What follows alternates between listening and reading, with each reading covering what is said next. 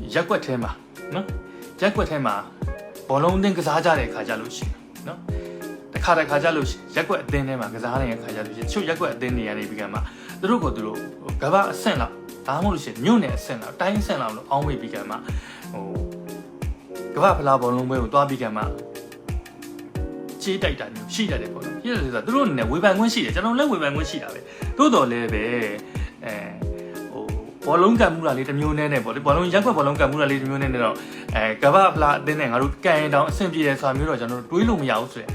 idea လေးကိုကျွန်တော်ပြောချင်တာပါဆိုလိုတာရက်ကွက်ထဲမှာပထမဘိုးဆွဲတော်လဲပဲကဘာဖလားအသင်းနဲ့သွားကန်မယ်ဆိုလို့ရှိရင်တော့ကနီးနဲ့မှဘိုးဆွဲနိုင်မှာမဟုတ်ဘူးနော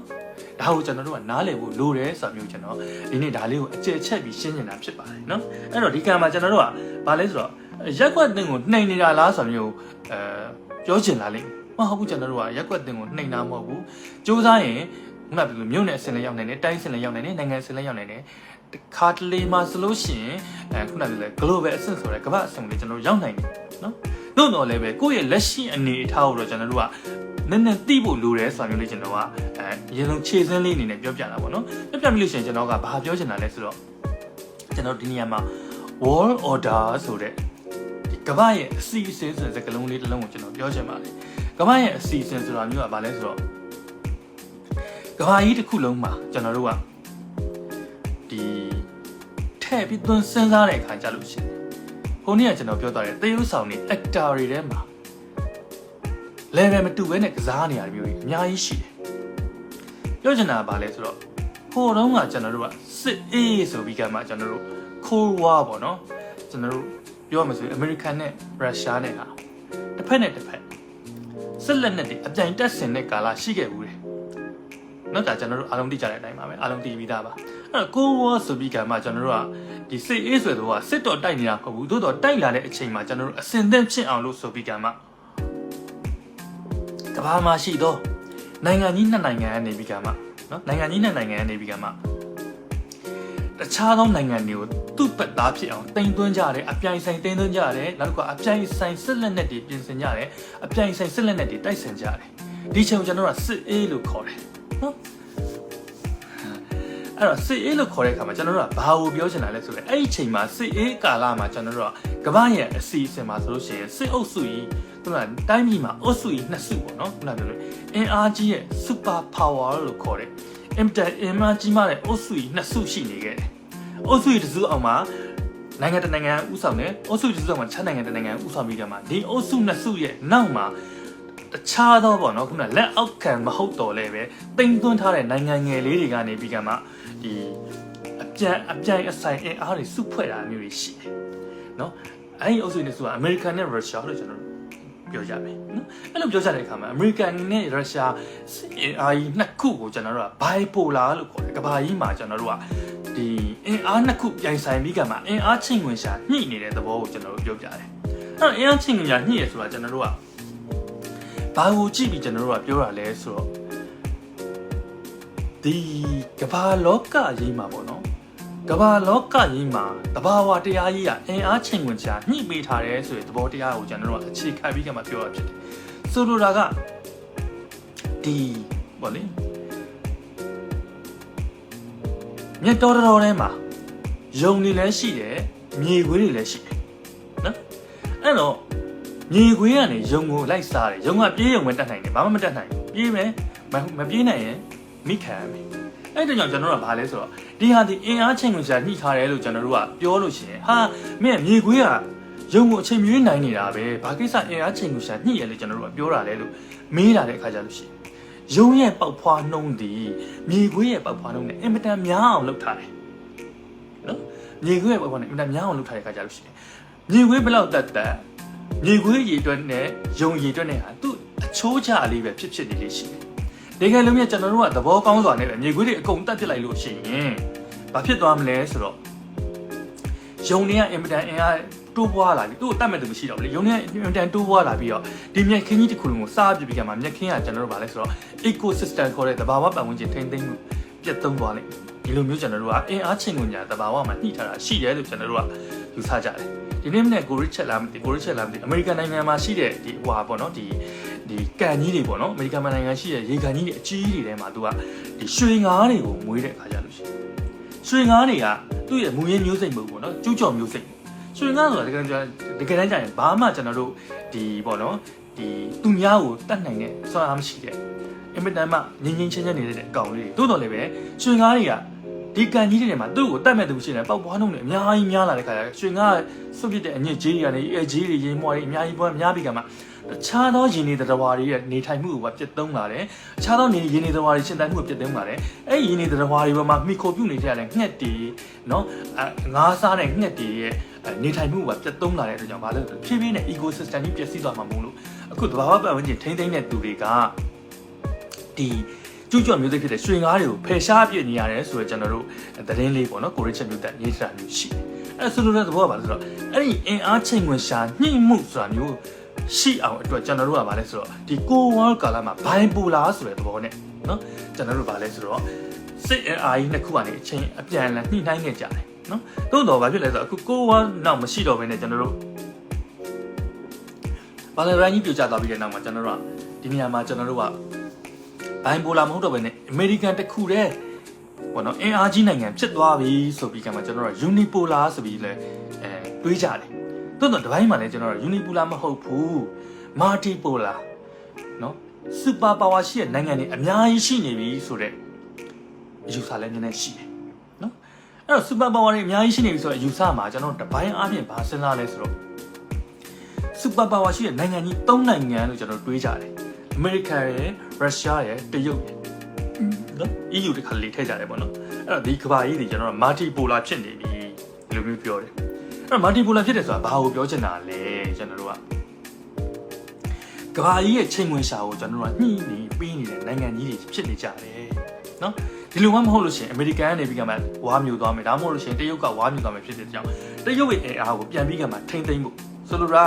ဒီတောအုပ်ကြီးတစ်ခုထဲမှာတရုတ်ကအစမတန်ကြီးထွားလာလို့ရှိရင်ကမ္ဘာလောကကြီးမှာရှိတဲ့နိုင်ငံတွေအကုန်လုံးဝါမျိုးသွားမှဆိုတဲ့အတွက်ကြောင့်အမေရိကန်လည်းအင်အားလိုက်ကြီးပေးရတယ်တစ်ဖက်မှာလည်းရုရှားလည်းအင်အားလိုက်ကြီးပေးရတယ် EU ကလည်းအင်အားလိုက်ကြီးပေးရဆိုကျွန်တော်မာတီပိုလာဝါဆိုပြီးကြမှာကျွန်တော်တို့ဖြစ်နေကြတယ်နော်ဒါကမ္ဘာကြီးရဲ့အခင်းကျင်းပေါ့အဲ့တော့ကမ္ဘာကြီးရဲ့အခင်းကျင်းဆိုရင်ねဒီကမ္ဘာကြီးရဲ့အခင်းကျင်းကကိုယ်နိုင်ငံအပေါ်မှာလည်းလာရောက်တက်ရောက်လိမ့်မယ်ဆိုတာမျိုးကျွန်တော်တို့ကပြန်တွေးရတယ်နော်ကိုယ်နိုင်ငံပေါ်မှာလာရောက်တက်လိမ့်မယ်လို့တွေးတဲ့အခါကြလို့ရှိရင်ကျွန်တော်တို့ကဘာကိုတွေးတယ်လဲဆိုတော့ကျွန်တော်တို့နိုင်ငံရဲ့အရေးပါမှုเนาะကျွန်တော်တို့မြန်မာဆိုတဲ့ပြည်ထောင်စုနိုင်ငံတော်ရဲ့အရေးပါမှုကိုကျွန်တော်တို့ပြန်စဉ်းစားရတယ်เนาะသူတို့ရဲ့မျက်စိထဲမှာကျွန်တော်တို့နိုင်ငံဟာအရေးပါသလားအရေးမပါဘူးလားဆိုတော့ကျွန်တော်တို့ပြန်စဉ်းစားရတယ်စဉ်းစားတဲ့အခါမှာဘသူ့အတွက်ရေးပါတယ်ဘသူ့အတွက်အရေးမပါဘူးလေဒီလိုမျိုးစဉ်းစားပြီးကြမှာတွက်ချက်တဲ့ပေါ့เนาะကျွန်တော်တို့ဒီနိုင်ငံရေးနီလန်တစ်ခုရှိအဲ့ဒါကိုကျွန်တော်တို့ကgeopolitics ခေါ်တယ်ပထဝီနိုင်ငံရေးလို့ခေါ်တယ်နော်ပထဝီနိုင်ငံရေးလို့ခေါ်တဲ့နေရာမှာကျွန်တော်တို့ကတချို့ကတော့မြေမျက်နှာတွင်ကျင်တစ်ခုတည်းကိုပဲသူကပထဝီနိုင်ငံရေးလို့သူကခေါ်ကျင်ကြတယ်မဟုတ်ဘူးပထဝီနိုင်ငံရေးမှာတကယ်တော့ factor တွေအများကြီးရှိတယ်နော်ပထဝီနိုင်ငံရေးဘာလို့ factor တွေအများကြီးရှိရလဲဆိုလို့ရှိရင်ဥပမာဖြင့်နိုင်ငံတစ်နိုင်ငံရဲ့တည်နေရာဒီနော်သူတို့စူပါပါဝါရှိတဲ့နိုင်ငံကြီးတွေမျက်စိကျတဲ့နေရာမျိုးဟုတ်မဟုတ်ဆိုတဲ့အချက်တိုင်းတာတယ်ဒါဒီ location ဖြစ်တယ်နော်အဲ့တော့ကျွန်တော်တို့ကဘာပြောချင်တာလဲဆိုတော့ဒီမြန်မာနိုင်ငံဒီနော်အိန္ဒိယခေါ်တဲ့စူပါပါဝါရှိတဲ့နိုင်ငံကြီးနဲ့တရုတ်ခေါ်တဲ့စူပါပါဝါရှိတဲ့နိုင်ငံကြီးနှစ်နိုင်ငံကြားမှာရောက်နေတဲ့ကြောင့် political အဖြစ် immediate အဖြစ်အရေးကြီးရလို့ကျွန်တော်တို့ကပြောလို့ရတယ်သို့တော့အလကားနေရင်အရေးကြီးနေတာတော့မဟုတ်ဘူးနော်ဘယ်ခါမျိုးမှရေးကြည့်လာတယ်လဲဘယ်ခါမျိုးမှရေးမကြည့်ဘူးဆိုတော့ကျွန်တော်တို့ကရှိသေးတယ်နော်ဟုတ်ပြီနောက်တစ်ချက်ကကျွန်တော်တို့ဒီတီနေရာတွေမကဘူးပေါ့လေတီနေရာတွေမကဘူးကျွန်တော်တို့ကတစ်ခါပြန်တွေးကြရတာက natural resources ခေါ်တယ်သဘာဝသယံဇာတတွေနော်သဘာဝသယံဇာတရင်းမြစ်တွေရှိမှုအပေါ်မှာလည်းကျွန်တော်တို့တစ်ခါပြန်ပြီးကမှဒီပြန်ပြီးတော့တွေးလို့ရှိတယ်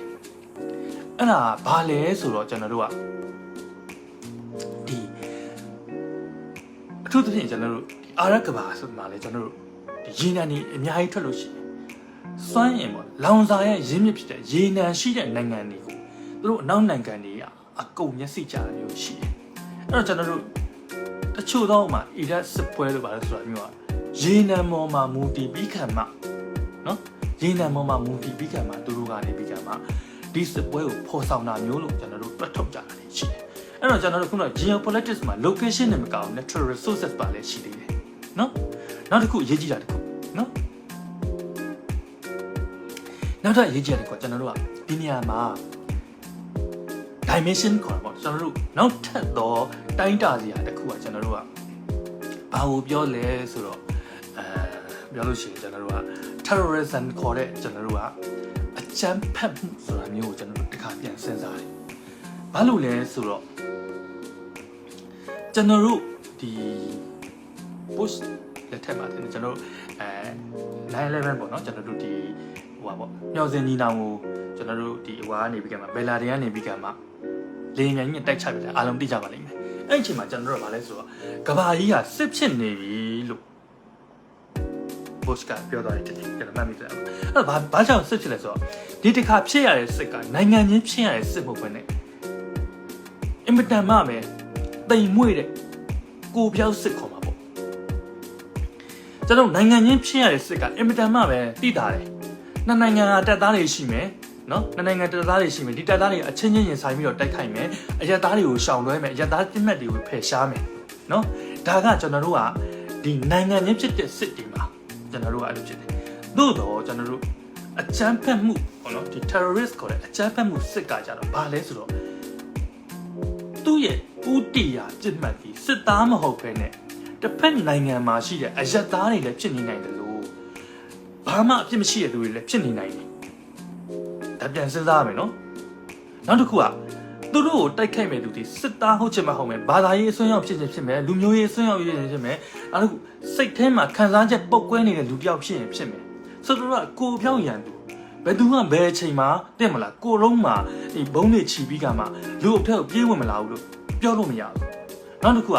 အဲ့လိုတိုက်ခိုက်မှုမျိုးကဘာနဲ့တိုက်ခိုက်မှန်းလည်းမသိဘူးမကားရစင်းမောင်းသွားပြီးကမှဟွာတဲ့ကိုဒီလူအထက်ကိုတိုးချလိုက်ရင်ဒါ terrorism ပဲဆိုလိုတဲ့သဘောကဘာလဲဆိုတော့သူတို့အကြောက်ဆုံးဒီခုနကပြောတဲ့အကြမ်းဖက်မှုမှာအရက်သားပြစ်မှတ်တွေကိုအပြစ်မှတ်ထားပြီးကမှကျွန်တော်တို့ဒီအမုန်းတရားကိုအခြေခံတဲ့အမုန်းတရားကိုအခြေခံတာနော်အမုန်းတရားကိုအခြေခံတဲ့အကြမ်းဖက်မှုမျိုးကိုသူတို့အနေနဲ့အင်မတန်မှကြောက်တယ်နော်အဲ့တော့သူတို့ဘာကိုရွေးလဲဆိုတော့ geopolitics မှာခုနကပြောတဲ့ terrorist တွေဖြစ်ပွားလာနိုင်တဲ့အကြမ်းဖက်မှုတွေဖြစ်ပွားနိုင်တဲ့အမုန်းတရားတွေကိုအခြေခံနိုင်တဲ့နေရာတွေကိုသူတို့ကလိုက်ပြီးခံမှာ geopolitics အရာအင်မတန်အရေးကြီးတဲ့နေရာတွေလို့သတ်မှတ်တယ်ဟုတ်ပြီနော်အဲ့တော့ကျွန်တော်ပြောခဲ့တဲ့အထက်မှာ geopolitics နဲ့ပတ်သက်ပြီးကမှဒီပထဝီနိုင်ငံရေးနဲ့ပတ်သက်ပြီးတော့တခြားသော factor တွေအများကြီးရှိတယ်ဗျာတခြားသော factor တွေအများကြီးရှိသေးတယ်ဒါပါတော့ကျွန်တော်တို့ဥပမာအပြင် political stability ဘာညာပေါ့နော်အများကြီးရှိသေးတယ်နောက်တစ်ခုကျွန်တော်တို့ဒီ strategic place နေရာမှာရှိတာမျိုးเนาะတချို့ကလည်းဒီကျွန်တော်မြန်မာနိုင်ငံ strategic place မှာရှိရလို့ပြောတယ်ဒါပါတော့အဲ့လိုခုနပြောလို့အဲ့လိုမျိုးရှိရမျိုးတွေပြီးရင်ကျွန်တော်တို့လောလောဆယ်မှာကျွန်တော်ပြောချင်တဲ့အကြောင်းအရာမှာအဓိကအရေးကြီးဆုံး၃ချက်ဒီနေရာရယ်เนาะ natural resources ရယ်နောက်တစ်ခုက terrorism ရယ်เนาะဒီ၃ခုရှိတဲ့အထဲမှာအခု world order ကိုကျွန်တော်တို့ပြန်ကြည့်မယ်ကမ္ဘာကြီးရဲ့အစီအစဉ်ကိုပြန်ကြည့်မယ်ဆိုလို့ရှိရင်ယူကရိန်းနဲ့ပတ်သက်ပြီးကမှရုရှားနဲ့အမေရိကန်နဲ့ဒီတိုင်းရိုက်မဟုတ်တော့လည်းပဲသူတို့ရင်ဆိုင်တိုက်ခိုက်နေရတယ်ဒီနေရာမှာတရုတ်ဒီဂျားလူလို့ကျွန်တော်ပြောတယ်မာတီပိုလာအနေနဲ့ရုရှားတရုတ်အမေရိကန်လို့ထားလိုက်လို့ရှိရင်တရုတ်ဒီနေရာမှာတိုင်းရိုက်ဝင်မပါတော့လည်းပဲသူကရုရှားဘက်ကလိုက်မလားအမေရိကန်ဘက်ကလိုက်မလားဒီလိုမျိုးကတ်လိုက်တာနဲ့တပြိုင်တည်းတစ်ဖက်ကအင်အားတာသွားနိုင်ကြမျိုးရှိရဲဆိုပြီးကျွန်တော်တို့အမြင်ရလိမ့်မယ် world order ကိုပြောတာနော်ဒီချိန်မှာနောက်ထပ်ကျွန်တော်တို့မြန်မာနိုင်ငံရဲ့အရေးပါမှုကိုရုရှားနဲ့တရုတ်ကနေပြီးကမှသဘောကျနေတယ်လို့တစ်ဖက်ကအမေရိကန်ကလည်းသဘောကျတယ်သို့တော်လည်းပဲဘယ်သူ့အတွက်ပိုအရေးကြီးလဲဘယ်သူ့အတွက်ပိုအရေးကြီးတယ်ပဲကျွန်တော်တို့ပြန်စဉ်းစားကြည့်အောင်နော်ဒီတော့ဒီနေရာမှာမြန်မာနိုင်ငံရဲ့ resource တွေကိုအကြိုက်ဆုံးဒီတရုတ်လို့ကျွန်တော်တို့ပြောလို့ရတယ်ဘာလို့ပြောလို့ရဆိုတော့မြန်မာနိုင်ငံမှာရှိတဲ့ကြောက်စိမ့်တွေနော်နီးလဲနီးတယ်တစ်တွေကျွန်းတစ်တွေကျွန်တော်တို့ခုနကပြောတဲ့တရုတ်ဘက်ကအင်မတန်မှသဘောကျတယ်နော်အမေရိကန်ကဒလန်ကြီးမဟုတ်ဘူးလို့ကျွန်တော်တို့ယူဆလို့ရတယ်ဘာလို့လဲဆိုတော့ဝေးလဲဝေးတာဟုတ်နော်တည်ယူဖို့ဆောင်ပြီးပါညာပေါ့နော်လမ်းပဲနောက်တစ်ခုကဘာလဲဆိုတော့ဒီပေါ့နော်အိန္ဒိယနဲ့တရုတ်နဲ့ကြာခပတ်ပေါ့နော်ဒီခပတ်လမ်းကြောင်းအတွက်ကလည်းကျွန်တော်တို့ကမြန်မာနိုင်ငံဒီ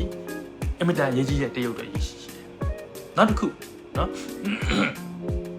natural resources location နောက်တစ်ခုတရုတ်တို့အရေးကြီးတာ political stability အမြင့်တမ်းအရေးကြီးဘာလို့လဲဆိုတော့ तू ကမြန်မာနိုင်ငံထဲမှာ तू ကရေနံပိုက်လိုင်းတွေရောလူသားတွေရင်းမြစ်တွေရောနောက်ထပ်ခုနပြောလဲစီးပွားလုပ်ငန်းတွေရောအများကြီး तू ရင်းနှီးမြှုပ်နှံမှုရှိနေတယ်အဲ့လိုရှိတဲ့အခါကျလို့ရှိရင် तू ကဘာကိုကြိုက်လဲဆိုတော့ political stability ခေါ်တဲ့ကျွန်တော်တို့ဒီ terrorist မရှိတဲ့အဖြစ်ကို तू ကပိုကြိုက်တယ်ပိုကြိုက်တော့လဲပဲသူတို့ကဘာကိုမကြိုက်ဘူးလဲဆိုတော့တစ်ဖက်က super power ဖြစ်တဲ့အမေရိကန်နိုင်ငံမြန်မာနိုင်ငံကိုအုပ်စိုးလာမှာကိုတော့ तू မကြိုက်ဘူးเนาะနောက်တစ်ခုကမြန်မာနိုင်ငံမှာရှိတဲ့ကျန်တဲ့ရင်းမြစ်တဘာဝတရားစတာရင်းမြစ်နဲ့ location ရင်းမြစ်ကို तू ကချုပ်ကင်လို့ရနိုင်တော့လူကိုပဲမျှော်လင့်တယ်အဲ့တော့ तू အကြိုက်ဆုံးဒီပြောရလို့ရှိရင်ဦးတန်းရွှေခေတ်ကို तू အကြိုက်ဆုံးဘာဖြစ်လို့လဲဦးတန်းရွှေခေတ်ကို तू ကြိုက်တယ်ဆိုတော့အနောက်ကိုမယိမ်းဘူးတရုတ်ကို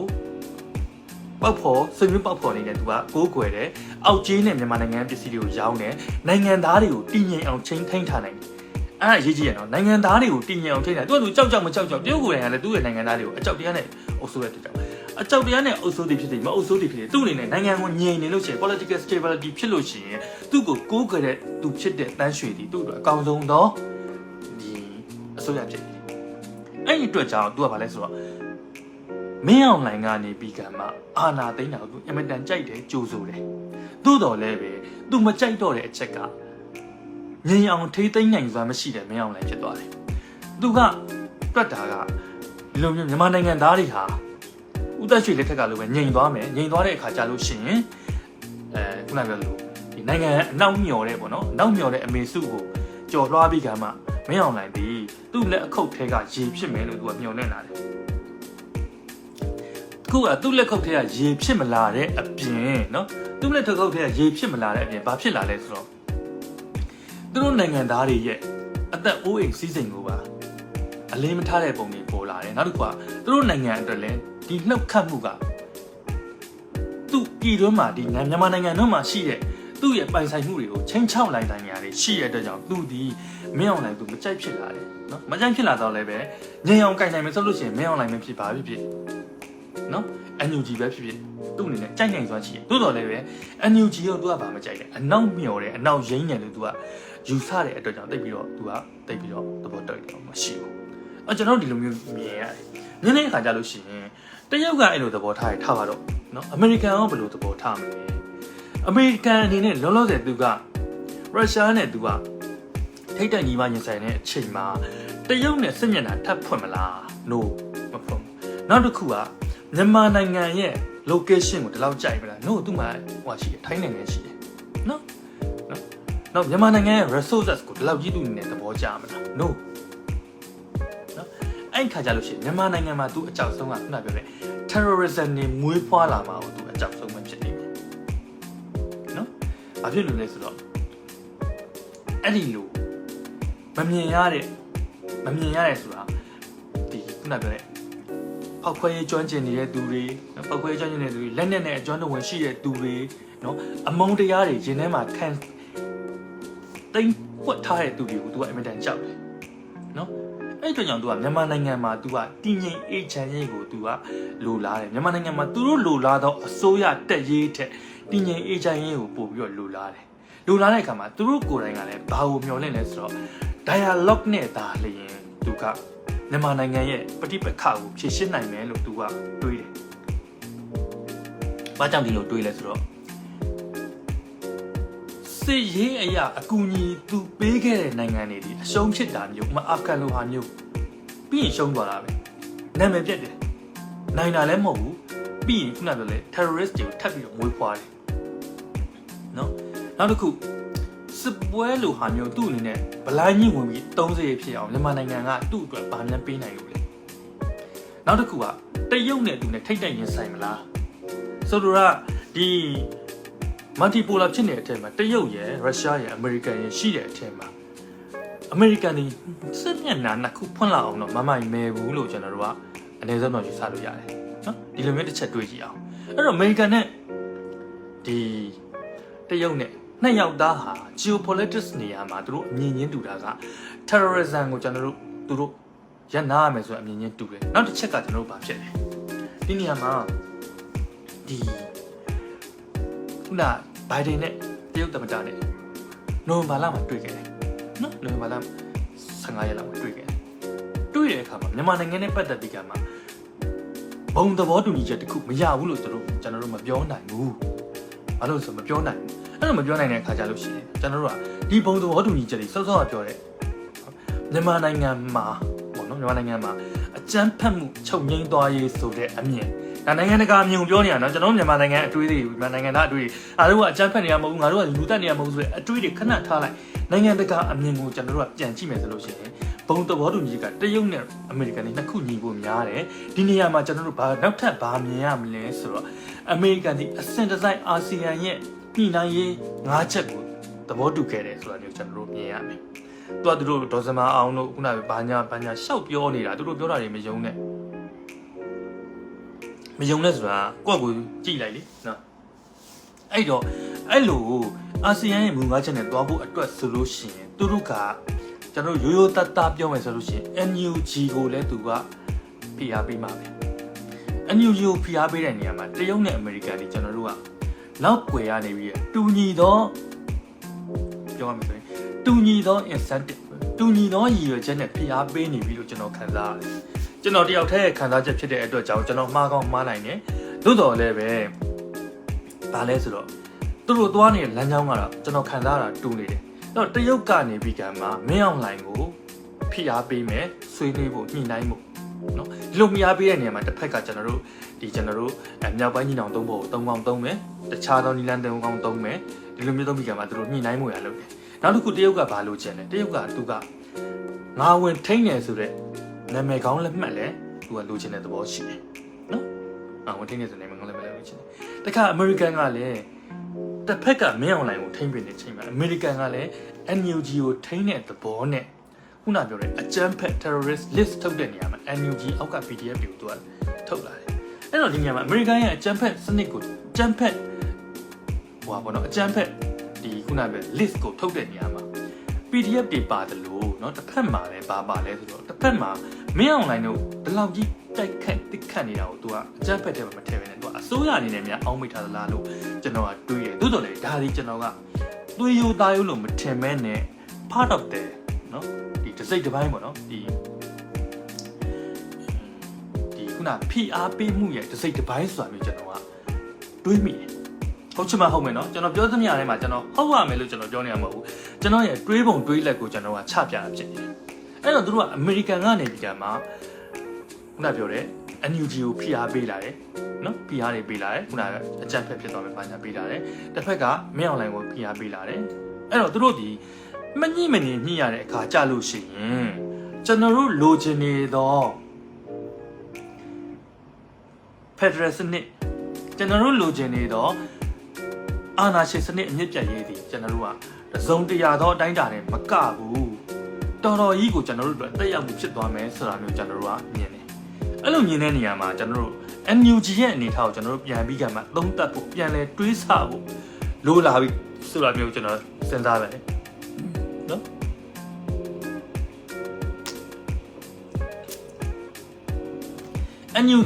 NUG ဒီကျွန်တော်ပုံမှန်ခဏပြောနေလို့ကျွန်တော်မယုံဘူးလို့ပြောတဲ့နေရာမှာကျွန်တော်ခံစားချက်နဲ့မယုံတာပြောနေတာမဟုတ်ဘူးเนาะကျွန်တော်ကတော်လန်ရေးကိုအောင်စေခြင်းနဲ့စိတ်နဲ့မယုံတာဖြစ်နေတယ်เนาะတော်လန်ရေးကိုအောင်စေခြင်းနဲ့စိတ်ဆိုတာတစ်ကတော်လန်ရေးကိုအောင်စေနိုင်သောအရေးချင်းရှိတဲ့လူတယောက်မှမပါဘူး sorry เนาะနှစ်ကရိုးသားတဲ့လူတယောက်မှမပါဘူးရိုးရိုးလေးပဲရိုးသားလူတယောက်မှမပါဘူးသုံးကဗမာလူမျိုးကြီးဝါဒကိုစွန့်နိုင်တဲ့လူတယောက်မှမပါဘူးနော်လေးကတာဝန်ယူမှုတာဝန်ခံမှုမရှိဘူး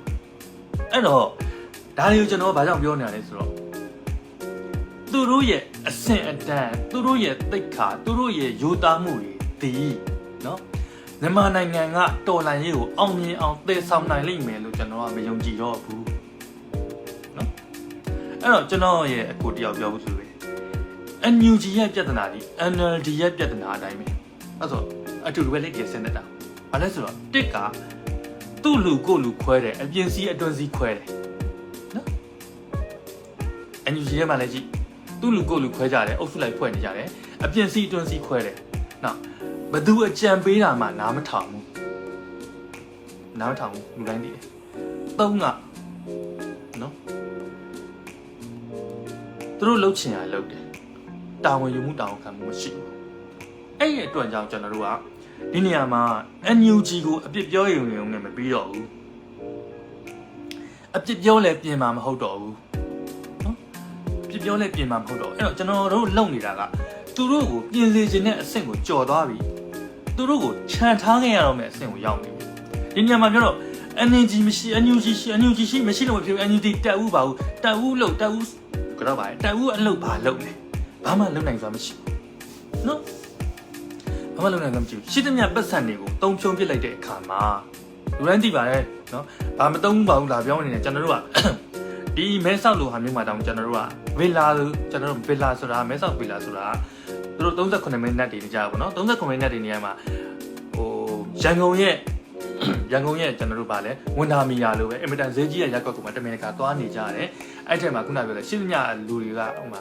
စုနေလို့ရတဲ့နဲ့ရောက်ချင်းစီခွဲပြီးကမှဈေးကြီးတာတွေနဲ့တက်နေကြတယ်ဒါလူတိုင်းသိတဲ့ကိစ္စတော့သူတို့မဟုတ်ဘူးဘလောက်ညင်ပေါ့လေခုနတယောက်ကို6000နေပါလေဆရာတယောက်ကပြောတဲ့ခါကြလို့ရှိရင်သူတို့ကအုံနဲ့ကျင်းနဲ့နာမည်ဖြတ်ကြတယ်ငါတို့လကတယောက်မှမယူပါဘူးဆိုပြီးပြောကြတယ်ဒါပေမဲ့တကယ်တမ်းຫນွေဥတော်လန်ရေးအတွက်တကယ်တမ်းအခုလောက်ငါတိုက်ရမယ်အချိန်ရဆိုရင်သူတို့လက်ထဲမှာဘာမှရှိမနေဘူးဆိုတာကျွန်တော်တို့မြင်ရလိမ့်မယ်နော်ရှိမနေသူတို့တိုင်းမလုံးနိုင်တာလေနော်ဒီကုံလို့ပြန်လာတယ်ခဏပဲအဲ့တော့ကျွန်တော်ပြောချင်တာ NUG ကိုအပြစ်ပြောနေတာမဟုတ်တော့ဘူးအပြစ်ပြောလေသူတို့အနေနဲ့ပြင်မှာမဟုတ်တော့ဘူးသူတို့အရေးချင်းမရှိတာလဲနောက်ဟွာလာဆိုရင်မြင်ရပြီမြင်ရတဲ့ခါကျရင်ကျွန်တော်တို့ကိုတပ်ပါတီလို့ပြောလို့ပဲတပ်ပါတီဖွဲ့ဖို့ပြောနေတာမဟုတ်ဘူးတပ်ပါတီဖွဲ့ကြအကြောင်းလဲတစ်စက်မှမရှိဘူးနော်ကျွန်တော်ပြောနေတာတော်လန်ရေးဒီအတိုင်းသွားလို့ရှိရင်သားလျှောတော့မယ်နော်တော်လန်ရေးသားလျှောတော့မယ်တော်လန်ရေးသားလျှောတော်လန်ရေးကဖြည်းဖြည်းချင်းနဲ့ဟောပြသွားလိုက်မယ်အခုသူတို့တွေရှောက်ပြောနေတဲ့နိုင်တော့မယ်ဆိုပြီးအိမ်ပြန်တော့မယ်လို့ပြောနေတာကမြောက်ပိုင်းအဖွဲ့3ဖွဲ့ရဲ့တိုက်ခိုက်မှုနောက်ကိုအမိခိုပြီးခံမှာပြောနေတာနော်မြောက်ပိုင်းအဖွဲ့ဒီသူတို့ရှိသမျှအင်အားလေးနဲ့သူတို့တိမ့်နိုင်တဲ့ရှမ်းပြည်မြောက်ပိုင်းကိုတိမ့်ပြီးဆက်ပြီးတော့တိုက်နိုင်လောက်သူတို့မှာအင်အားရှိသေးတယ်လေအဲ့လိုတိုက်ဖို့သူတို့မှာ2နှစ်စုခဲ့ရတာအခုနော်အလူငွေမခံဘာမခံနဲ့လောက်ခဲ့တဲ့မြောက်ပိုင်းအဖွဲ့ရဲ့အင်အားဒီဒီလောက်မှသူတို့ရက်သွားလိမ့်မယ်ဆက်ပြီးတော့မန်းလေးနဲ့ဆက်လာကြအကြောင်းရှိအဲ့တော့အလူငွေရှိသမျှအကုန်လုံးကိုတိမ့်ကြုံပြီးအိတ်ထောင်နဲ့ထက်ခဲ့တဲ့အဖွဲ့ကြီးကအခုနော်1027ပြီးတဲ့နောက်လောက်ငါမြို့နယ်ပေါင်း330တဲ့ဘယ်နှမြို့နယ်တိမ့်ဘူးလို့ရောနော်နောက်တစ်ခုကျွန်တော်ပြောပြမယ်သူတို့တွေမြေပြင်ကိုမစင်းတဲ့အတွက်ကြောင့်ကျွန်တော်တို့ခုနပြောတဲ့တရင် PDF တရင်300ဒီနာမည်တွေပဲရှိတာခုနသူပြောတာကျွန်တော်အမှတ်ရလို့ပြောရမယ်တကယ်တမ်းလက်နဲ့အင်အားလူအင်အားဒီကျွန်တော်တို့ကတင်းပြည့်ချက်ပြည့်ရှိနေတာမဟုတ်ဘူးလို့ကျွန်တော်ယူဆတယ်တစ်ဖက်မှာမင်းအောင်လိုင်းလည်းတင်းပြည့်ချက်ရှိနေတာမဟုတ်ဘူးသို့တော်လည်းပဲမင်းအောင်လိုင်းက तू ကဥမာပဲတရင်ထားပါတော့နော်တရင်900မှာတယောက်ကို150စီရှိတဲ့အခါမျိုးဆိုရင်ဥမာ100စီပဲကျန်တော့တယ်ဆိုလို့ရှိရင် तू ကဒီတရင်တွေကိုပြန်ဖြည့်ဖို့အတွက်ဆိုလို့ရှိရင် तू က backup plan တွေဆွဲထားတာအများကြီးအခု तू backup plan တွေကိုလုပ်နေရလေ तू ကလူမရှိလို့ဆိုတာမျိုးတဲ့ပို့ပြီးကမှခိုင်မာတောင်တင်းအောင်ပြန်လုပ်နေရမျိုးရှိတယ်ဥမာထောင်ထဲမှာရှိတဲ့စစ်ကျင်းသားတွေပြန်ခေါ်ထုတ်သွားတယ်ရက်ွက်ထဲကအငိမ့်သားယူပြီးတဲ့စစ်သားတွေပြန်ခုံတယ်နောက်တစ်ခုကဗာလေလက်ယုံတက်ဆိုကျွန်တော်ဝန်ထမ်းတက်တွေကိုသူကနေစစ်ရင်အားပေးတယ်နောက်တစ်ခုကကျွန်တော်တို့ဗာလေဒီဝန်ထမ်းတွေကိုကျွန်တော်တို့ဒီဖောင်ကြီးလိုတန်းမျိုးတက်ခိုင်းမိကြမှာသူတို့ကအရန်တက်ရင်းနေနဲ့ထားတယ်အဲ့သူတို့ကနောက်မှဖြည့်စရာရှိတယ်ကျွန်တော်တို့မှဖြည့်စရာပဲမှာလဲသူကကျွန်တော်တို့မှသူတို့ရဲ့အင်အားများပါရဲ့နဲ့သူတို့ကခွဲထုတ်ပစ်လိုက်တယ်ဘယ်လိုခွဲထုတ်ပစ်လိုက်ဆိုတော့တက်ရင်းတွေကခုနပြောလို့ကျန်တဲ့တက်တွေကိုသူတို့ကနေပြီးကမှငါတို့ကတရဝင်အစိုးရပါဆိုကျန်တဲ့တက်တွေကိုအနိုင်ကျင့်ဒီနေရာမလာနဲ့ထားပါတော့ကျွန်တော်တို့အကြောင်းပြောရလဲမောပါပြီနော်အဲကျွန်တော်ဟွာလေးပဲပြပြတာဆိုလိုတာသူတို့မှာတိုက်နိုင်တဲ့လူအင်အားရောနော်တိုက်နိုင်တဲ့လက်နက်အင်အားရောရှိကောင်းမှရှိတော့မယ်နောက်တစ်ခုကကျွန်တော်တို့ပြောခဲ့တာတွေဒီတဖြည်းဖြည်းထိရောက်တဲ့အခါကြလို့ရှိရင်ကျွန်တော်တို့ပြောတဲ့အခါတဖြည်းဖြည်းရောက်တယ်သူတို့မှာအလှငွေအင်အားလဲနေပါလာပြီဆိုတော့ကျွန်တော်တို့သိတယ်ပေါ့နော်သိတယ်ဒါမှတော့မနေပါဘူးပဲသူတို့ကဘယ်လောက်ပြောရဲသူတို့အနေနဲ့လူကြီးနေပါလာတဲ့အခါကြလို့ရှိရင်ကျွန်တော်ကြောက်တာကဘာကြောက်တာလဲဆိုတော့ နိုင်ရင်မနိုင်ရင်နေကွာတဲ့မလားတခါလောက်တော့အဖြစ်တိုက်ပြလိုက်အောင်မယ်ဆိုပြီးတော့သူတို့အပြစ်တင်လို့မရအောင်လို့ PDF လေးတွေကိုကျွန်တော်ထိုးကျွေးမှာတော့ကြောက်တယ်ဒီသတင်းရတယ်ကျွန်တော်ထားပါတော့မကြားဘူးပဲထားလိုက်ပါတော့เนาะအဲ့လိုမျိုးပေါ့เนาะခုနနောက်ဆုံးတစ်ချီလောက်တော့သူတို့တိုက်ပြပေးရမှာမနိုင်လဲအပြစ်ပြောလို့မရအောင်လို့ဆိုကလေးတွေကိုထိုးကျွေးမှာကြောက်လာတာမျိုးနည်းနည်းရှိတယ်ထားပါတော့အဲ့ဒီကိစ္စကိုเนาะအဲ့ဒီတော့ကျွန်တော်အနေနဲ့ဗာပြောချင်တာလဲဆိုတော့ NUG ဒီကျွန်တော်ယုံကြည်ချက်အရာပြောမယ်ဆိုလို့ရှိရင်เนาะခုနပြောလဲ PR တန်တွေကိုမခံနိုင်မဲနဲ့เนาะ PR တန်တွေကိုမခံနိုင်မဲနဲ့စစ်တပ်နဲ့ညှိသွားတာမျိုးเนาะအားမလို့ရှိရင်အဖေဖိတ်တော့မှိန်ပြောက်သွားတာမျိုးဖြစ်တဲ့အခါကျလို့ရှိရင်ကျွန်တော်တော်လိုင်းရေးသားချောသွားလိမ့်မယ်နော်ခုနပြောတဲ့ geopolitics မှာတရုတ်ကဝင်ကစားတဲ့အခါကျလို့ရှိရင်သူကပြောရလို့ရှိရင် global asset နော်ကျွန်တော်တို့ NUG ကရက်ကွက်အသင်းနော်အဲ့တော့ကမ္ဘာဖလားပွဲမှာနော်ဘရာဇီးအသင်းနဲ့ကျွန်တော်တို့ဒီထန်းတပင်ကညီနောင်များအသင်းနဲ့ခြေစမ်းပွဲတောင်မှပြိုင်ခွင့်မရှိဘူးပြိုင်လို့မရဘူးအဲ့ခါကြလို့ရှိရင်သူတို့ပြောနေတဲ့ဥမာမက်စမအောင်တို့နော်ဒီခုနဆရာဇော်ဝေစိုးတို့ပြောနေတဲ့ပုံစံကတော့ပါလေနော်ပေါက်လွတ်ပဲစားဆန်လွန်းနဲ့အင်မတန်ကလေးဆန်နဲ့ပြောချင်တဲ့တော့ကသူတို့ရက်ကွက်အဆင့်နဲ့တစ်ဖက်မှာရှိတဲ့ global power ရှိတဲ့ကစားနေတဲ့အမေရိကန်နဲ့ရှင်ကစားနေတဲ့တရုတ်ကိုအမေရိကန်ကိုလှည့်ဖို့ကြိုးစားနေတာဒီအင်မတန်ရှက်စရာကောင်းတဲ့အလုပ်လို့ကျွန်တော်မြင်တယ်အဲ့ဒီခါကျလို့ရှိရင်သူတို့ဒီဖြည်းဖြည်းနဲ့အချက်ခံရလိမ့်မယ်ခုနတရုတ်နဲ့ခုနပြောတဲ့အဝါကနေကြက်ပြီးကမှကျွန်တော်တော်လိုင်းကြီးတားလျှောသွားတဲ့အချိန်ကြလို့ရှိရင်ဥပမာမင်းအောင်လည်းမရှိတော့တာဒီကျွန်တော်တို့စစ်တက်အမြင့်ပြတ်တော့တာမဟုတ်ဘူးမင်းအောင်လည်းမရှိတော့ပဲဥပမာမင်းအောင်လည်းအများသဘောကျတရုတ်ကနေတရားရောက်ကိုဖယ်ထုတ်ပြီးကမှတရားရောက်ကိုတင်မယ်ပြီးလို့ရှိရင်ရွေးကောက်ပွဲကျင်းပမယ်လို့လုံလိုက်လို့ရှိရင်ကျွန်တော်တို့နေဇက်ဒေတာမှာရှိတဲ့ PDF လေးတွေညာဒေတာမှာရှိတဲ့ local PDF လေးတွေအကုန်လုံးဒီတပုံဖြစ်သွားမယ်တော်လန်ရေးကြီးလည်းတားလျှော့သွားမယ်အဲ့ဒီအတွက်ကြောင့်ကျွန်တော်အနေနဲ့ဒီလိုမျိုးကြီးကတော့ရက်လိုက်လို့တော့မရဘူးကျွန်တော်တို့ရဲ့ကြာဆုံးသွားခဲ့တော့ကျွန်တော်တို့ရဲ့ PDF လေးတွေချင်းညက်ဖလန်လေးတွေနဲ့ကြာဆုံးသွား PDF လေးတွေကြာဆုံးသွားခဲ့တော့တရေကောင်းလေးတွေအတွက်ကျွန်တော်တို့ကကြိုတင်ပြီးတော့ပြင်ဆင်ထားတင်တယ်လို့ကျွန်တော်မြင်တယ်နော်ကြိုတင်ပြီးတော့ပြင်ဆင်ထားနေလည်းမြင်နေတော့ကျွန်တော်တို့ကအခုကများမြင်နေကြတာ NUG မရှိလို့ရှိရင်မဖြစ်ဘူး NUG မရှိလို့ရှိရင်မဖြစ်ဘူး NUG ဒီမရှိမဖြစ်ဆိုပြီးကျွန်တော်တို့ပြောရတယ်။သို့တော်ကျွန်တော်တို့အခုမြင်တာတော့ NUG ကိုထားခဲ့ရမယ့်အချိန်ရောက်နေပြီ။နော်။ကိုယ့်ကိုထားချင်တာမထားချင်နေခေါင်းပေါ်ရွက်ရင်လည်းရွက်ထားသို့တော်လည်းပဲသူတို့အနေနဲ့ကတော့တဖြည်းဖြည်းမှိန်ပြောက်သွားမယ်လို့တော့မယ်လို့ကျွန်တော်မြင်တယ်။အဲ့လိုမြင်တဲ့နေရာမှာကျွန်တော်မြင်ခြင်းအပြင်2024မှာတော့သူတို့ဒီဖြည်းဖြည်းချင်းတော့ရုန်းကန်လှုပ်ရှားနေဦးမယ်။သို့တော်လည်းပဲတကယ်ကျွန်တော်တို့မြန်မာနိုင်ငံကိုကင်လှုပ်နိုင်သွားရှိတဲ့အင်အားကတော့ရှိမှာမဟုတ်တော့ဘူး။သို့တော်မြန်မာနိုင်ငံကိုကင်လှုပ်နိုင်တဲ့ရှိတဲ့အပေါ်က global power နှစ်ခုဖြစ်တဲ့တရုတ်နဲ့အမေရိကန်ရဲ့ကစားကွက်ကိုကျွန်တော်တို့ကပြည်တွင်းကခုခံရလိမ့်မယ်နော်ခုခံရမယ်ဆိုတော့ကျွန်တော်တို့အနေနဲ့ဒီတော်လှန်ရေးပေါ့နော်ဖက်စစ်တပ်ကိုအမြင့်ဖြတ်လို့တော့စိတ်ရှိတယ်ဘယ်နည်းနဲ့မှအရှုံးမပေးဘူးဆိုတာတော့ကျွန်တော်တို့ကပြရလိမ့်မယ်နော်အဲ့လိုပြတဲ့နေရာမှာကျွန်တော်တို့ကဘာဖြစ်စေချင်တယ်လဲဆိုတော့ local အသင်းလေးတွေကိုကျွန်တော် global အဆင့်တီကျွန်တော်တို့ကတက်စေချင်တာဒါရိုးရိုးသားသားပြောတာဥပမာဖြင့်ဒီပုံနကားဒီခုနပြောလိုက်အောက်ချိန်မှာရှိတော့ပေါ့နော်အောက်ချိန်မှာရှိတော့သူတို့ပကဖပအဖတွေနဲ့ပဲရန်ဖြစ်မနေနဲ့တော့ငါတို့အစိုးရဆိုပြီးကမှ NUG ကိုပြောမနေနဲ့တော့သူတို့အနေနဲ့လိုအပ်သောစုဖွဲ့မှုနဲ့သူတို့ရဲ့လိုအပ်သောနယ်မြေကိုသူကနေပြီးကမှဒီပိုင်စိုးမှုတကယ်တမ်းပိုင်စိုးမှုရအောင်လုပ်တဲ့နေဒီနေရာမှာသူကဘာဒုက္ခပေးနေလဲဆိုတော့ဒီထဲမှာရှိတော့ပကဖတွေပအဖတွေကပုံနှကားတော့သွားတိုက်ရင်လည်းသူတို့ကလက်မခံဘူးတိုက်မယ်လို့အကြောင်းကြားပြန်တော့လည်းငါတို့တိုက်မယ်ဆိုရင်လုံနေတယ်အဲ့လိုလုပ်တဲ့ခါကြလို့ရှိရင်ကျွန်တော်တို့အနေနဲ့ခက်တယ်ပေါ့နော်အဲ့ခါမြကြလို့ရှိရင်ကျွန်တော်တို့ကဘာလဲဆိုတော့ပြက်သားသားအနေနဲ့ပေါ့ပြက်သားသားအနေနဲ့သူတို့ချင်းတိုက်ဖို့ခိုက်ဖို့ပြောနေတာမဟုတ်ဘူးနော်ပြက်သားသားအနေနဲ့နယ်မြေစည်းတစ်ခုကိုကျွန်တော်တို့တောင်းဆိုရလိမ့်မယ်ဆိုတာမျိုးကျွန်တော်တွေးမိတယ်အဲ့တော့အဲ့ဒါဒီကျွန်တော်တို့ကလိုချင်တာမဟုတ်ဘူးမမောတာမဟုတ်ဘူးအဲ့ဒီ data မှာရှိတော့ပြည်သူကိုတိတိကျကျစောင့်ရှောက်ခွင့်ရတယ်ဆိုလို့ရှိရင်ကျွန်တော်တို့ကအဲ့ဒီအပိုင်းကိုကျွန်တော်တို့ကစီမံခန့်ခွဲမှုကောင်းအောင်လုပ်လာတဲ့အခါကျလို့ရှိရင်တိုင်းရင်းသားတွေကဲ့သို့ဥပမာဖြင့် KNU KIA ကဲ့သို့မင်းအောင်လှိုင်ကစကားတွေထည့်ပြောလာလိမ့်မယ်မင်းအောင်လှိုင်လိုလူမျိုးတည်နော်လက်နဲ့စကားပြောမှရတာလက်နဲ့စကားပြောရတဲ့နေရာမှာငါပေါ်ကြီးပြောသလိုနားတယ်လို့မင်းငါအညူကြီးကငါပေါ်ကြီးပြောနေတယ်လို့ပြောလို့မရဘူးတကယ်တမ်းတိုက်ပြမှာရမှာမျိုးဖြစ်တဲ့အတွက်ကြောင့်ကျွန်တော်တို့ကဒီကျွန်တော်တို့မြန်မာတွေအထူးသဖြင့်ဗမာတွေပေါ့နော်ကျွန် ကျွန်တော်တို့ဗမာတွေဒီဗမာအီယာကိုတခုကိုထောင်တဲ့နေရာမှာကျွန်တော်တို့ကအင်အားကြီးမအောင်လုပ်ရလိမ့်မယ်တစ်ဖက်မှာရှိတော့တိုင်းရင်းသားတွေနဲ့လည်းပြန်လဲချိတ်ဆက်ရလိမ့်မယ်နောက်ကြောတောင်နောက်ခံပြုတ်ရလိမ့်မယ်တိုင်းရင်းသားတွေကိုလည်း Federal ဂရိပေးရလိမ့်မယ်ကျွန်တော်တို့ခုနကပြောခဲ့တဲ့ဒီရိုးသားမှုမရှိတော့ NUG ကလူတွေဒီ Federal ဂရိမပေးရဘူးဆိုတာကျွန်တော်တို့သိပါတယ်ဒါကျွန်တော်တို့ပြောနေရမယ့်အကြောင်းကမဟုတ်သူတို့ Federal ပြည်ထောင်စုစိတ်ဓာတ်ရှိရပြောဥယျာဉ်မွန်းတွေမှာရှိပြော3နှစ်ရှိအခုဒီစာချုပ်တစ်ခုလောက်ငါထွက်လာလို့လား3နှစ်ရှိဥယျာဉ်မွန်းနဲ့ဗိုလ်ချုပ်ကွန်မွန်နဲ့တွဲရိုက်ထားတဲ့ပုံရှိလို့လား3နှစ်ရှိပြီတမတာကြီးနဲ့ဗိုလ်ချုပ်ကွန်မွန်နဲ့တွဲရိုက်ထားတဲ့ပုံရှိလို့လား no အဲ့တော့ဒေါ်စင်မအောင်ကတီမောတမတာနဲ့ပဲဖက်ပြီးဓာတ်ပုံရရဲတယ်ပြောရလို့ရှိရင်နော်တိုင်းရင်းသားတွေနဲ့ဖက်ပြီးဓာတ်ပုံမရရဲဘာလို့လဲသူတို့ကတိုင်းရင်းသားတွေကိုသူကအထက်စီးရနေပဲဆက်ဆံမှုစဉ်းစားနေကြတယ်နော်အဲ့ဒီအတွက်ကြောင့်ကျွန်တော်တို့ကဒီနေရာမှာကျွန်တော်တို့က NUG ကသူ့အတူတိုက်ခိုက်မနေနဲ့တော့ NUG ကိုထားခဲ့လိုက်ပြီးမှာကုဘာတာကိုအင်အားကိုကြီးထွားအောင်တိစောက်တဲ့နေရာမှာဗမာအီယာအိုနဲ့တိစောက်တဲ့နေရာမှာခုနကပြောတဲ့မောင်ဆောင်ခထားပါတော့နော်ဘုံနကားသူတို့ဒ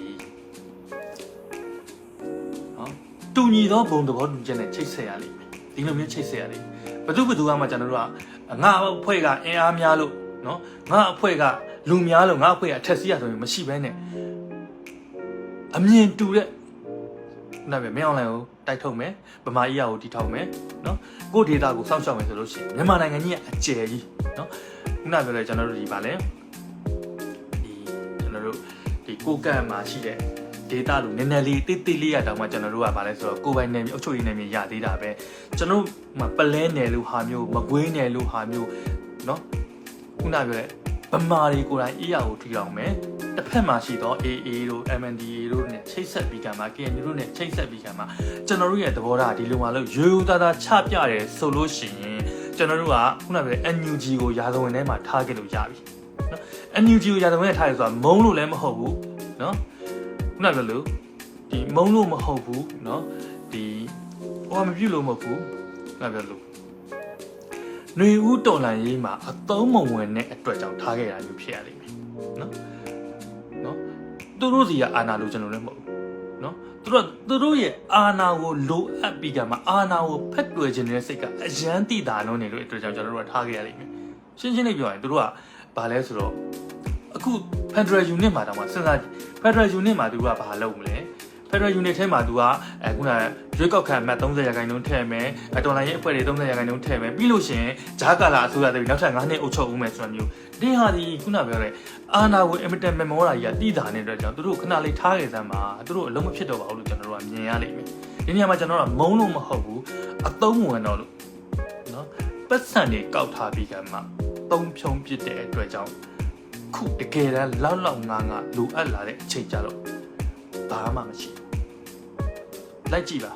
နော်သူတို့အနေနဲ့ခုနပြောတယ်လိုက်ကြည့်ပါကျွန်တော်တို့ကအပူပြောနေရမဟုတ်ဘူးလူတိုင်းရဲ့ရင်ထဲပေါ့နော်မြေပြင်ကလူတိုင်းရဲ့ရင်ထဲမှာထုတ်မပြောနိုင်တဲ့နာကြီးချက်တွေရှိတယ်အဲ့နာကြီးချက်တွေဘာလို့ထုတ်မပြောရလဲသိလားသူတို့က data တွေကင်ပြီးကမှမိသားစုတွေကိုအန်ဒီရပေးမှစိုးလို့နော်ပြောလိုက်လို့ရှိရင်လူတော်လိုက်ဒုက္ခရောက်တော့မှစိုးတဲ့အတွက်ကြောင့်အားလုံးဒီခံစားချက်တွေကိုမျိုးသိပ်ပြီးကမှထုတ်မပြောဘဲနေကြတာနော်အဲ့ဒီအတွက်ကြောင့်ကျွန်တော်တို့ကဘာလဲဆိုတော့ကိုယ်ပိုင်ကျွန်တော်ဗမာအီအာကိုထူထောင်မယ်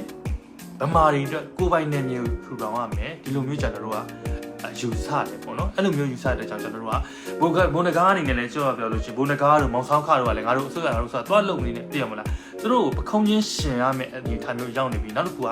global အဆင့်ထိတက်လာမှာနိုင်ငံတကာနဲ့ပါချိတ်ဆက်ပါနောက်တစ်ခုကကျွန်တော်တို့ဒီပေါ့နော်တိုင်းရင်းသားတွေနဲ့လည်းချိတ်ဆက်ပါကိုယ့်ရဲ့သဘောထားကိုရိုးရိုးသားသားဖော်ပြပါလိုအဲ့လိုစာချုပ်ချုပ်ရမယ်ဆိုရင်ချုပ်ကြပါဒါမျိုးတွေကျွန်တော်တို့ကဒီလိုပြောချင်ပါတယ်ပေါ့နော်ဒီလိုမျိုးနောက်တစ်ခုကကျွန်တော်တို့ခုနပြောတဲ့ဒီနိုင်ငံတကာကပေါ့နော် global ကကျွန်တော်တို့ဒီဟိုဟာတွေပေါ့ဒီတရုတ်တို့အမေရိကန်တို့ရဲ့လွှမ်းမိုးမှုကျွန်တော်တို့ကကိုယ့်ရဲ့ຫນွေဦးဒေါ်လာရေးလမ်းစဉ်နဲ့မကိုက်ရင်တောင်မှကျွန်တော်တို့ကတွန်းလှန်ဘာလဲလဲဆိုတော့ငါတို့ကမှန်ကန်တယ်ဆိုပြီးတွန်းလှန်ရမယ်ငါတို့ကမှန်ကန်တယ်ဆိုပြီးတွန်းလှန်တယ်ဆိုတာဘာလဲဆိုတော့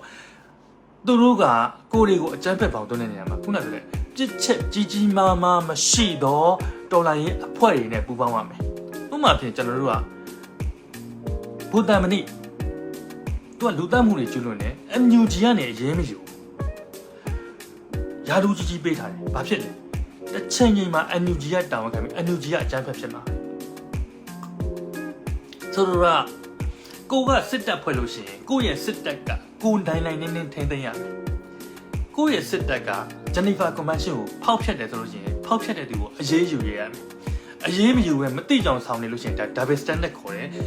သူကိုယ်တိုင်တာဝန်ရှိသွားတယ်အရေးယူတယ်ဆိုလို့ရှိရင်တာဝန်မရှိဘူးသူတို့ပြောထားရတဲ့နဲ့ဒီဖောက်ဖျက်တဲ့ကြောင်ထိထိရောက်ရောက်အများပြည်သူရဲ့ရှေ့မှောက်မှာအရေးယူရဆိုလို့ရှိရင်ကျွန်တော်တို့ပြဿနာမရှိသို့တော်လည်းပဲတိုင်ကြားသူလည်းရှိတယ်ကျူးလွန်မှုလည်းရှိတယ်တက်တေလည်းရှိတယ်နော်ဒီကြားထဲကအရေးမယူဘဲနဲ့တာဝန်ဆက်ပေးထားတယ်ဆိုလို့ရှိရင်အဲ့ဒီတာဝန်ကိုခံရမှာကအထက်မှာရှိသော NUG တွေပဲဖြစ်တယ်နော်အဲ့ဒီအတွက်ကြောင့်ကျွန်တော်ပြောတာရှင်းရှင်းလေးပဲဘယ်ရာဇဝတ်မှုမှာမှငုံနေလို့မရဘူးဘယ်ရာဇဝတ်မှုမှာ transitional justice လို့ခေါ်တဲ့ကာလမှာဘယ်သူမှတာဝန်မယူတာဝန်မခံမဲနဲ့နေလို့မရဘူးเนาะအဲ့တော့ကျွန်တော်ပြောချင်တာတွေကတော့ခုနပြောလို့ပဲ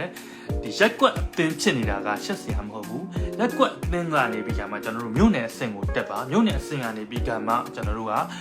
နိုင်ငံအဆင့်တိုင်းအဆင့်ကိုတက်ပြီး global အဆင့်ထိကျွန်တော်တို့တက်ရမယ်လူတွေဖြစ်ရလိမ့်မယ်အဲ့ခါကျလို့ရှိရင်နောက်ကပတ်မိုးမှုကောင်းကောင်းနဲ့အတွေးခေါ်ကောင်းကောင်းနိုင်ငံရေးဥတီချက်ကောင်းကောင်းတကယ်ရက်တီချက်ခိုင်ခိုင်မာမာနဲ့တွားလို့ရှိရင်ကဘာကပါကျွန်တော်တို့ရဲ့လူဦးဒေါ်လာရေးကိုအလေးစားပြီးကြမှာအတိမတ်ပြုလာလိမ့်မယ်don't more ဆိုလို့ရှိရင်လည်းကျွန်တော်တို့ဒီခုနပြောလို့ပဲအကျန်းဖက်ဘဝနဲ့ချုပ်ငိမ့်သွားလိမ့်မယ်အကျန်းဖက်ဘဝနဲ့ဒေါ်လာရေးတာချောသွားလိမ့်မယ်အဲ့ဒီအခါကြလို့ရှိရင်ကျွန်တော်တို့ကဘာဖြစ်သွားမလဲဆိုတော့နောက်အနှစ်100 200အထိကျွန်တော်တို့ကဘယ်တော့မှဒေါ်လာရေးပေါ်လာမှာမဟုတ်တော့ဒီဒေါ်လာရေးဒီနောက်ဆုံးဒေါ်လာရေး